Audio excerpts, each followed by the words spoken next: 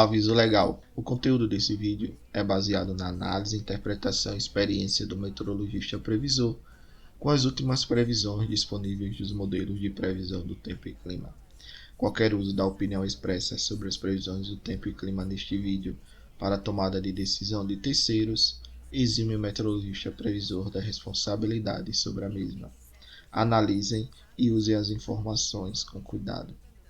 Quer ajudar esse projeto? Veja a descrição do vídeo.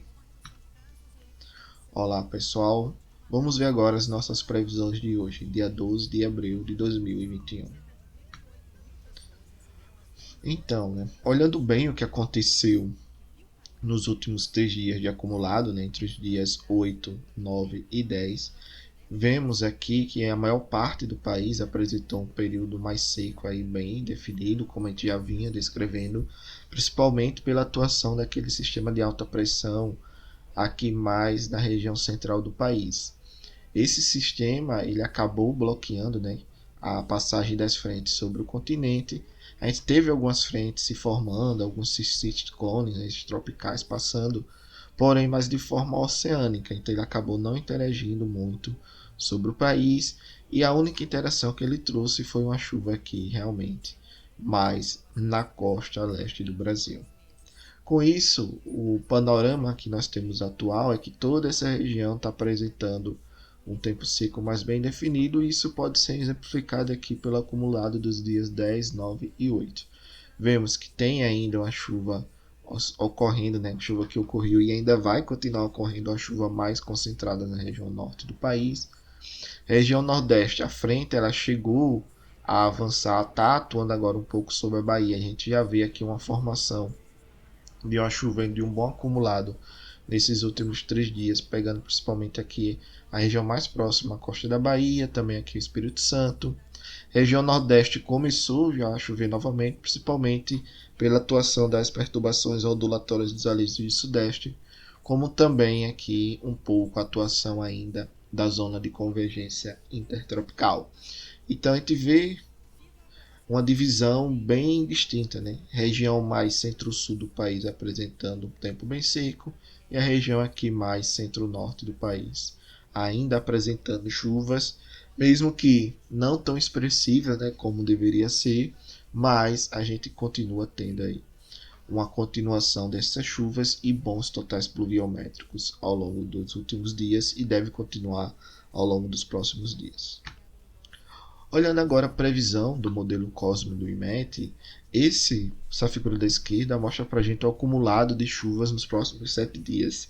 Então ele vai agora começando no dia 12 e indo até o dia 19. E o que vemos? Ainda a manutenção do estado bem seco aqui nessa região mais próxima à costa, pegando bem aqui parte do semiárido nordestino, e aqui a região sudeste e parte da região sul. As frentes elas avançam, a gente pode ver aqui claramente ainda uma frente atuando bem aqui sobre a costa da Bahia, o que deve continuar mostrando as chuvas. Elas estão avançando ainda pelo oceano. Com isso a gente vê aqui o retorno ainda meio fraco de uma chuva na região sul, que não deve ser tão significativo.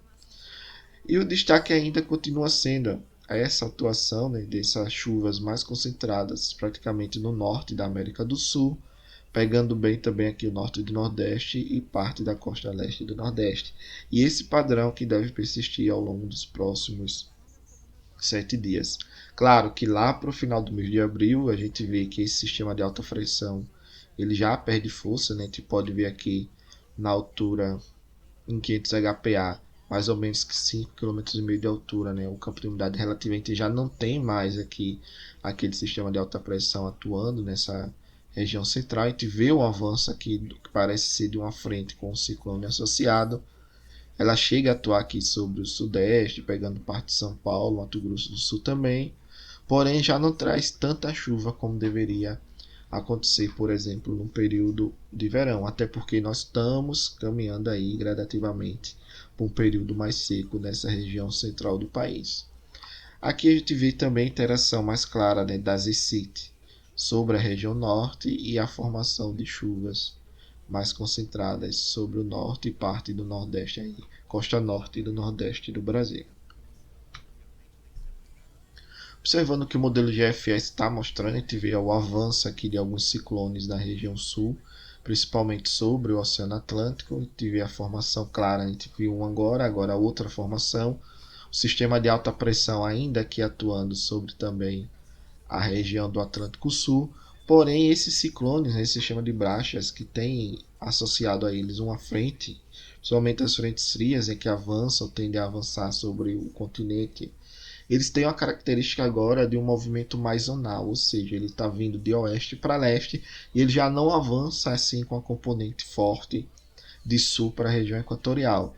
Então, o que acontece é que as frentes elas acabam passando mais sobre o oceano e trazendo mais chuvas sobre o Oceano Atlântico do que em si a formação de chuvas sobre o Brasil, por exemplo, e a América do Sul. Então a gente deve continuar tendo alguma chuva ocorrendo, mas nada tão significativo, pelo menos até o fim do mês, e a tendência é que maio continue aí esse caminho para o período seco e já não tenhamos muitas chuvas na região central do país. E o que pode acontecer é uma divisão clara, né? Chuvas se concentram mais na região sul, porque as frentes elas avançam mais, interagem bem sobre o sul, e também uma chuva mais concentrada na região norte, seguindo a própria climatologia, né, o que nós vemos normalmente quando fazemos a média aí do ciclo hidrológico anual sobre o país. Outro destaque é que não vemos nenhum geopotencial acima de 588 ou 590 em alguns modelos 5900, por exemplo, que exemplifique a formação de algum sistema de alta pressão que pode se tornar algum bloqueio atmosférico. Então a gente vê que a atmosfera está livre, a única questão agora é que as frentes elas estão com essa componente mais zonal e estão trazendo mais chuvas sobre o Oceano Atlântico do que em si sobre o Brasil, por exemplo, e a América do Sul. Olhando agora o que o modelo GFS mostra, né, o modelo americano, a gente vê aqui a frente interagindo, avançando sobre o Oceano Atlântico, chegando a atuar na Bahia. Lá para o dia 15, 16 tem um avanço de outra frente. Lá para o dia 21 ela chega ali no norte de Minas Gerais, na Bahia também, no sul da Bahia. Depois tem uma outra frente lá no final do horizonte, lá para o dia 25. Porém, se você observar, essas frentes elas são mais oceânicas, elas estão mais sobre o oceano, trazendo mais chuva, tá vendo, sobre o Oceano Atlântico do que em si sobre o continente. Então a gente tem a formação de chuvas, essas chuvas passam bem rapidamente sobre a região sul, avançam e conseguem chegar à frente aqui a interagir sobre o norte de Minas e a Bahia, traz uma chuva mais localizada nessas regiões. Porém aí entre parte do centro-oeste, parte do sudeste e a região sul, o que a gente considera, né, como região centro-sul, deve continuar apresentando um tempo mais seco, com uma concentração de chuva nos próximos dias, mais na região norte, costa norte e leste do nordeste, e também aqui pegando um pouco, avançando sobre o semiárido, principalmente com a chegada dessas frentes sobre a região. E olhando bem o parâmetro de temperatura, numa linha de temperatura para os próximos 15 dias, na média nós observamos que devemos ter um aquecimento maior aí das temperaturas na maior parte do país. Contudo, em alguns momentos a gente vê um avanço aqui de uma massa de ar mais fria, mas nada tão significativo a ponto de dizer que vai ser uma onda de frio intensa. Então a gente tem uma tendência mais desses próximos 15 dias ficarem mais quentes do que em si mais frios. Observando agora o armazenamento de água no solo, é o que a gente viu ontem no vídeo, né? A gente vê que toda essa região aqui, mais próxima à costa leste do país, começa a apresentar uma diminuição gradativa mais acentuada do armazenamento de água no solo. Claro que em algumas regiões tem uma leve recuperação, mas também não muito exagerada, né? Mas vemos aqui que tem essa divisão clara. Mais no norte, uma manutenção do estado desse armazenamento de água no solo mais alto, né, quase em 100%, aí por volta de 100% em alguns pontos, né, passando de 100%. Ou a gente tem aqui mais próximo à costa leste, pegando também parte centro-oeste, o tempo seco bem estabelecido, e à medida que vai caminhando, a gente vê a redução desse armazenamento de água no solo, o que influencia bastante essa região entre Goiás, Minas Gerais e São Paulo. É conhecida a região do quadrilátero aqui dos reservatórios, né, que pega bem as bacias Serra da Mesa, Três Marias, Paranaíba e Grande. Seria basicamente a caixa d'água do sistema. para poder gerar muito armazenamento. Tive essa queda aí drástica desse armazenamento e a tendência é essa. O sul a gente tem uma manutenção do estado, porém não deve favorecer muito as vazões, por exemplo, e a energia natural fluente sobre a região. Então, observando bem o que está acontecendo, né? Quadrilátero dos reservatórios, Bacia de Serra da Mesa, Três Marias, Paranaíba Grande, apresenta a redução de chuvas, como também Bacia de Xingu e Tocantins. A diferença entre elas é que Xingu e Tocantins, as bacias são gigantes. Então, o que acontece? A inércia é maior. Então, parou de chover, ainda tem água chegando razoável, mas à medida que vai passando os dias, vai tendo uma queda mais acentuada.